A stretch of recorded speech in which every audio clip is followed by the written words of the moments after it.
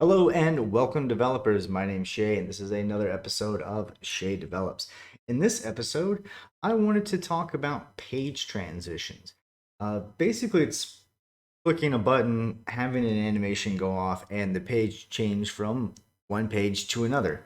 So I decided to build this very basic page here that has another page that's actually currently hidden, and it's not a page that's hidden; it's just a section of text. So if you look over here on the left side, we have two sections. We have this index page right here, and then we have another about page. Now the about page is currently being hidden, so we can show it. And there's our about page. So what's going to happen is I'm going to click on the big slide button here. A a big rectangular box is going to come by on one side and then come back, and it's going to uh, hide the one section and then show the about section. So I thought that was kind of cool. Wanted to test that out and show you guys. So I had already recorded this video once, and it was getting kind of tedious doing the HTML and the CSS. I was like, this isn't about the HTML or the CSS. So I've already got this, like I said, all mocked up as far as that's concerned. So we're only going to basically write the JavaScript and add a and where to add the on-click events within our CSS. So let's create a new folder. It's called JS. And new file. We're gonna call this big slide because I'm probably gonna, not actually just big slide.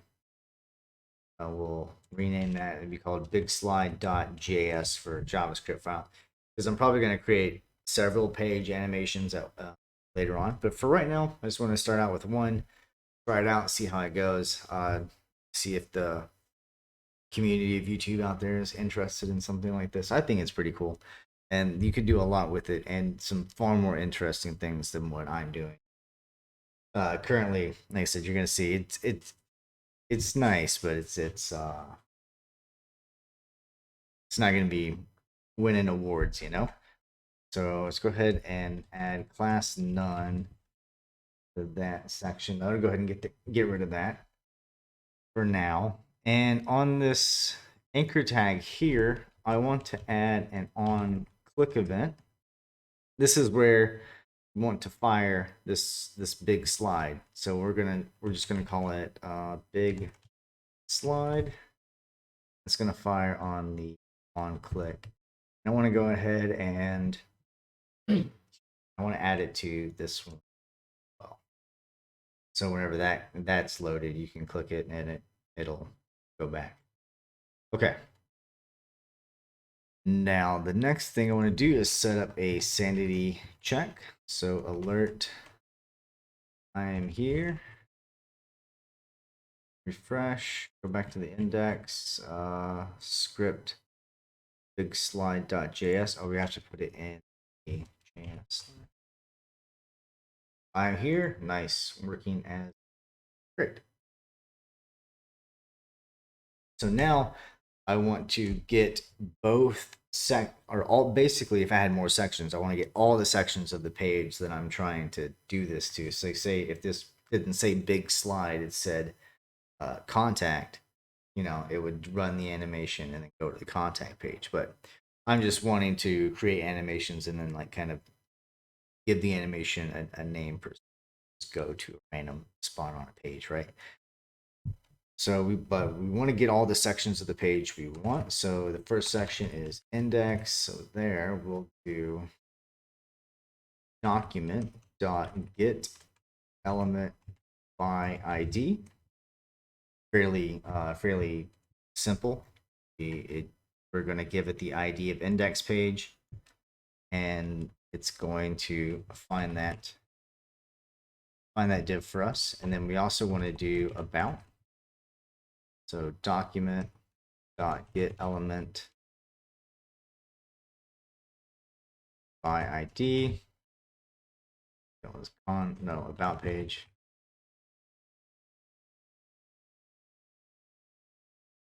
And then we want to also get our button equals document dot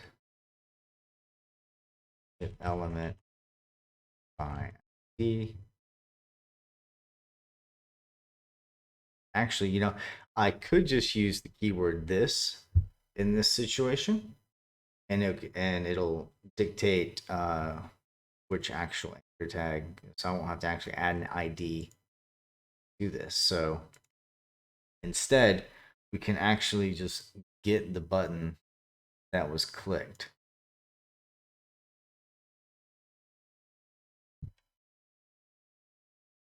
So for that, let's go ahead and create our function. Function was a big slide, right? That's what I called it. And then, so the first thing we want to do is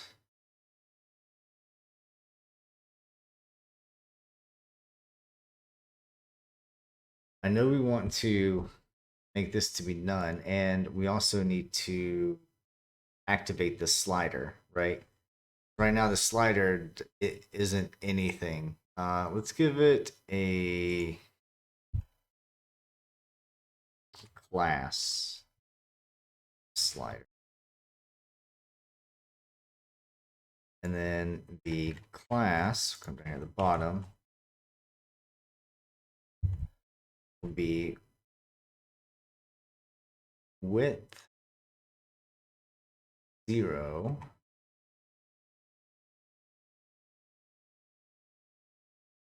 height 100%,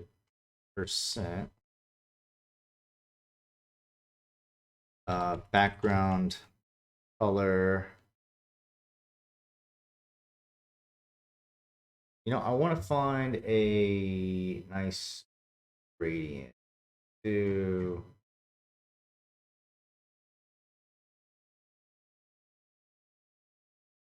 maybe an orange gradient.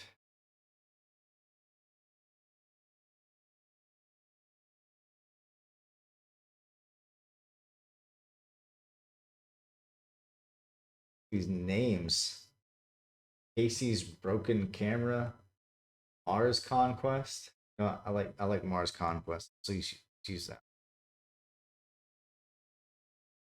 It's that here.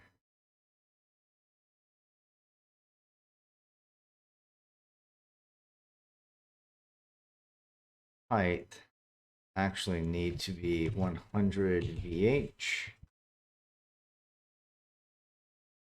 Broken because we need a colon there. Okay. This, go back to the page. Page transitions testing is now. Everything's broken. I like it. Oh no, it's just kind of strange. Oh, that's because we have to position our slider as well. We position absolute so that way it goes over top, and we'll give it a z index of 10. There we go. That's now no longer out of the way. And we can set it to top 0 and left. All right, so that should be ready to go. Now the only thing to do is create our animation and our keyframes in it.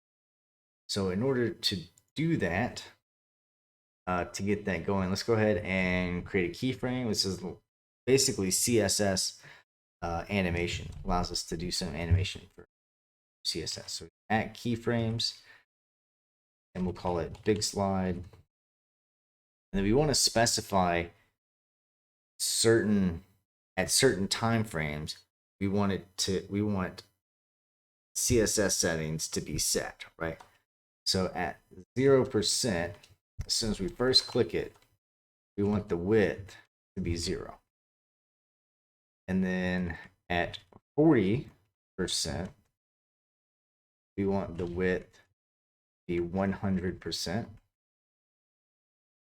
Then at 60%, we want the width to be at 100%. 100% as well. And then at 100%, we want the width to be at 0. So what's going to happen is over the span of the animation that you can set different time lengths of, it's going to go from 0% to 100%. It's going to run its course. And during that time, its width is going to go from width of 0 to width 100% all the way back down to a width of 0. That's going to be where the slider slides across the page and then slides back again. So in order for that to actually happen, we now need to set our animation. So we'll call it just a big slide. And we animation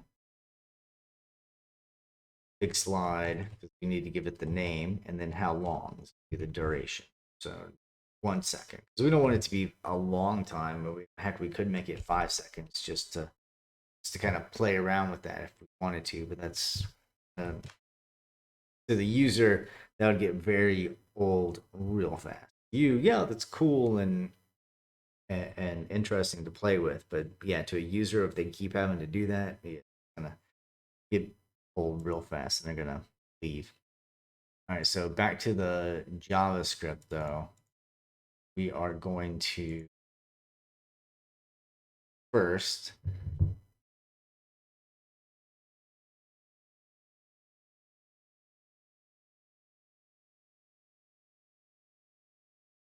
we need to get the slider.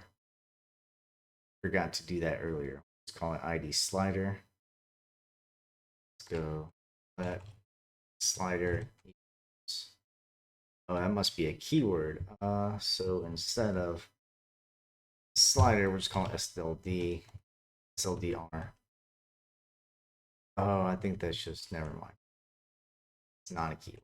Document get element by ID. And the ID was slider. Okay, so now that we have our slider, we need to tell our slider to add this animation to itself. To do that, we'll do slider dot class list dot add, and then we'll go back here to styles.css, and we're just going to add this big slide where it's running this animation called big slide. So I know it's a lot of big slides, and it's kind of getting, understand which one attached to which one, but it kind of makes it simple. Kind of makes it easy once you figure that out, just to kind of keep them all the same. So you know you're not gonna. Yeah, you go. This one's big slide this, and this one's big slide this, and this one's big slide this. It's all just big slide. All right, slider to classes dot add slide, and then now what we want to do is we need this. Whenever we click this big slide button, this doesn't need to instantly disappear and the about section appear, because that would kind of defeat the whole purpose of the slide animation going. So we need to have a way to let a little bit of time goes on, or let a little bit of time passes while this changes. We'll see if this actually even works while we're big slide. Look at that. Actually worked and then broke, which is totally fine. Makes sense because we haven't fixed that to do it again. But yeah, that is looking pretty good. Okay. So next, like I said, we're going to use the set timeout. So set timeout has what's called a kind of like a callback function. And we can use the shorthand of the open and close parentheses followed by a fat arrow followed by open and close curly braces. And at the end of the open and close curly braces, we can put a comma and then specify how much time we want milliseconds to pass. So I want half a millisecond pass, because right now, based off of this, we're running this in 1 second. That means half a second to open, half a second to close. And it's actually it's a little less than half a second to open based off of our keyframe right here being at 40%. It wants it to be 100%. And then so what I want from 40 to 60, I want this to just kind of stay open for, or stay closed just for a little bit of time, right? Just a tiny amount. Okay, so after that, after we have our 500 milliseconds go by, what we want to do is we want to do index dot class list dot add, or excuse me, dot toggle. So instead of having to write an if statement to check to see if this class is there or not, JavaScript does this for us with the dot toggle and dot notation that we can use. So we can do dot toggle, and then it checks in the class list to check if the class list has none in it. If it does, if it doesn't, it puts it in there. If it does, it takes it out. We'll also do that same for the about. So about.classlist.toggle.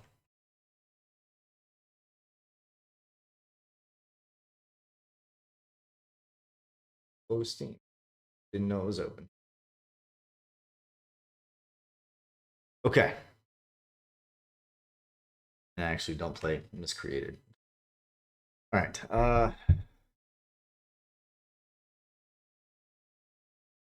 Now we need. It's almost there. It's not quite. So what we need to do now is make this to where we can click this multiple times. Because I believe right now we should only be able to click it. Oh, hey, how about that? Okay, so that's working. It's switching back and forth, which is good, but it only did that slide one time. So now we want to make sure that we can have that slide happen every time. So we're going to do another set timeout, and we're going to do it the same way we did before. The opening curl, closing parentheses, the fat arrow, that's what you call that. If this was a dash with an arrow, like that, that's a skinny arrow, but now that's a fat arrow. So we fat arrow, and then another, once we want a whole second to go by, and we are going to take the slider, and we want to remove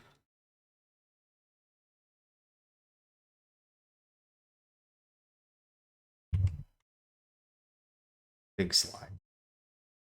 And that should do it. Let's take a look.